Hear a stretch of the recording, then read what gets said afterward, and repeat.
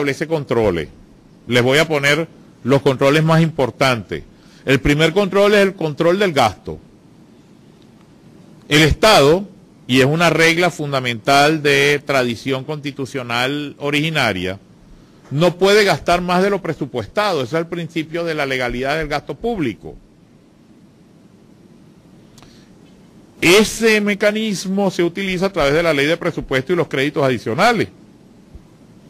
En Venezuela tenemos 3 presupuestos o 4 presupuestos en la práctica.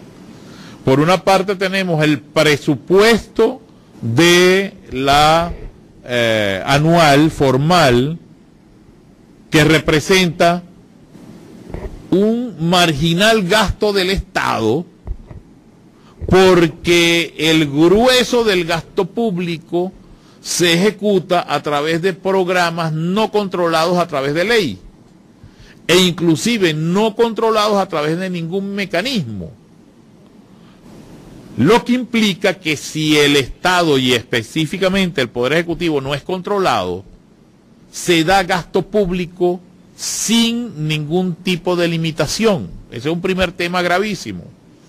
El segundo tema tiene que ver con la deuda pública. El Congreso, la Asamblea, el Parlamento tiene en Venezuela tradicionalmente el control de la deuda pública. De manera que no se puede endeudar el Estado, sino hasta los límites que establezcan las leyes. Pues en Venezuela hemos ido y hemos presenciado un proceso grotesco de endeudamiento que está hipotecando el futuro de los venezolanos. Y en la práctica esto ha sido así porque no se ha controlado ese endeudamiento. Otro tema interesante, un tercer tema, el tema de los recursos naturales venezolanos, el tema petrolero. Cuando se han dado escenarios en los cuales Venezuela adquiere compromisos en materia de contratos de interés nacional, hay normas específicas que establecen que esos contratos deben ser aprobados por la Asamblea Nacional.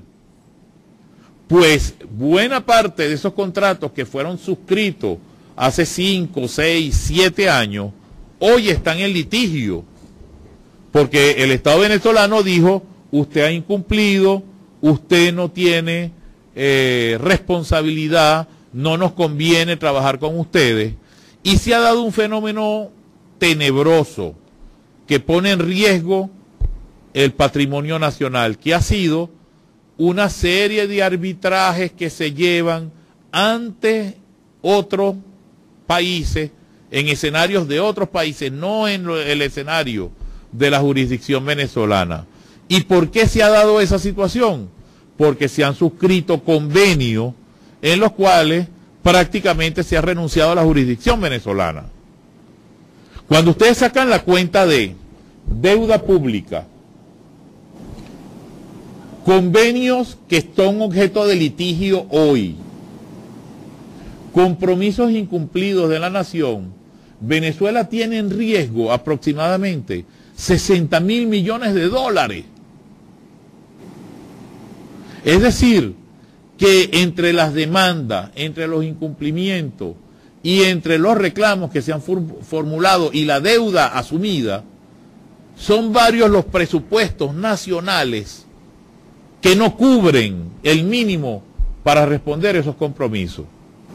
Entonces, ¿qué pasó ahí? Algo muy elemental. La Asamblea Nacional no cumplió con su deber de controlar, de aprobar esos contratos de interés nacional. El tema de los tratados internacionales. Venezuela está, en virtud del principio de integración y el principio de colaboración internacional, ha subsidiado buena parte del consumo de combustible en América Latina y le ha dado condiciones preferenciales y ha dado crédito. ¿Cuántos de esos contratos han sido aprobados por la Asamblea Nacional? Entonces la realidad actual de Venezuela es muy crítica, porque en el mejor momento de precios de petróleo, en el momento de mayores ingresos, Venezuela ha tenido el proceso de endeudamiento más brutal en su historia constitucional, desde 1811 hasta la fecha.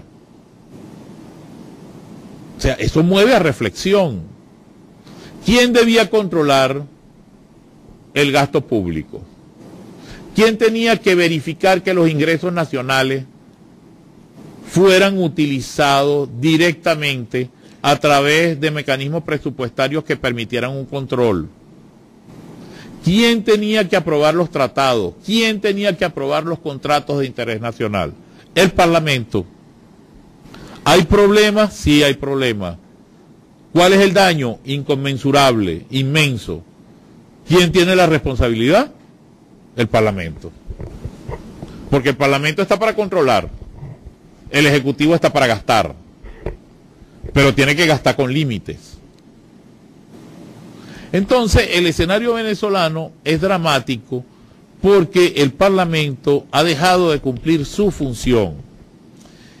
Y como bien lo advertían, inclusive la función de integración nacional, de debate y de llegar a convenios, entendimientos que se concretan en programas y en leyes, también se ha renunciado.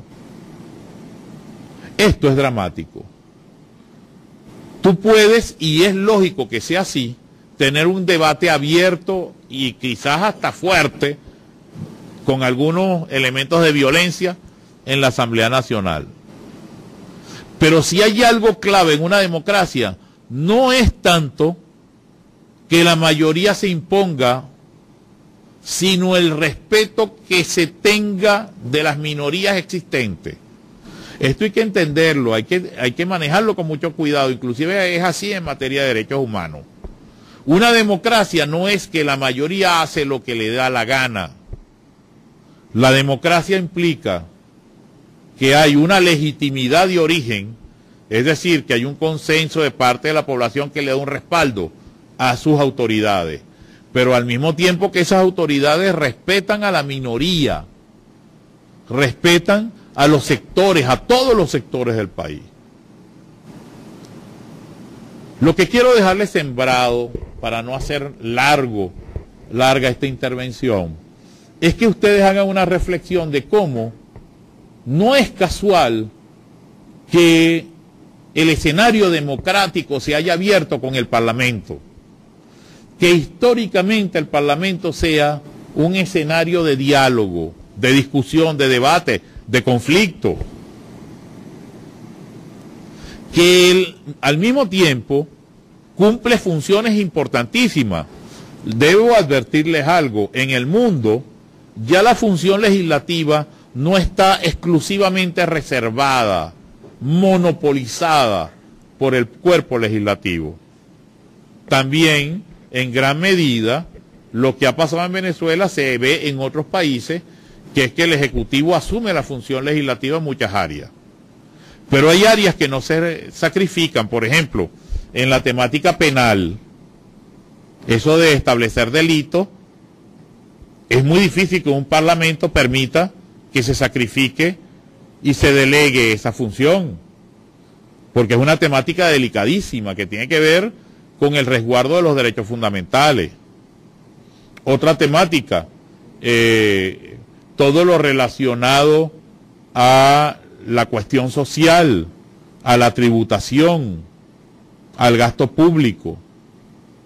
Lo que sí se ha dejado, y ha sido una tendencia muy interesante, es permitir que el Poder Ejecutivo tenga una mayor flexibilidad a la hora de administrar y a la hora de tomar decisiones económicas. El punto clave aquí es el siguiente: ¿puede cambiar esta Asamblea Nacional? ¿Puede cambiar este Poder Legislativo? ¿Podemos tener una institucionalidad democrática en Venezuela? La respuesta es evidentemente sí. Pero hace falta una voluntad política. Así como el Parlamento venezolano es responsable de buena parte de los compromisos incumplidos de Venezuela, del endeudamiento sin límites que ha tenido Venezuela, de los conflictos que derivan de una mala política económica. Por ejemplo, en el área que a ustedes más les interesa, que es el área del derecho, en el área de la justicia, de la lucha contra la impunidad, también encontramos que el Tribunal Supremo de Justicia no ha cumplido su función sustancial, como tampoco la ha cumplido el Ministerio Público. Y de otra cara de la moneda, nosotros recién estábamos explicando el tema de la Defensoría del Pueblo, las facultades de la Defensoría del Pueblo, la responsabilidad que tiene en el resguardo. Fíjense ustedes los temas que maneja la Defensoría del Pueblo. Calidad de servicios públicos, las cárceles, respeto de los derechos humanos en las cárceles, respeto de los derechos humanos de las comunidades indígenas, los derechos ambientales. La pregunta es, ¿la Defensoría del Pueblo ha ejecutado sus atribuciones constitucionales? El defensor del pueblo ha asumido esa defensa de los derechos humanos en las cárceles, de los derechos de los consumidores, de los derechos de las poblaciones indígenas. Entonces no se trata de un problema del Parlamento, es un problema institucional que está sacudiendo a Venezuela, es un problema de raíz, un problema en el cual mientras más confusión haya entre los poderes, mientras un poder intervenga más en los otros, más ineficiencia y más crisis política se produce.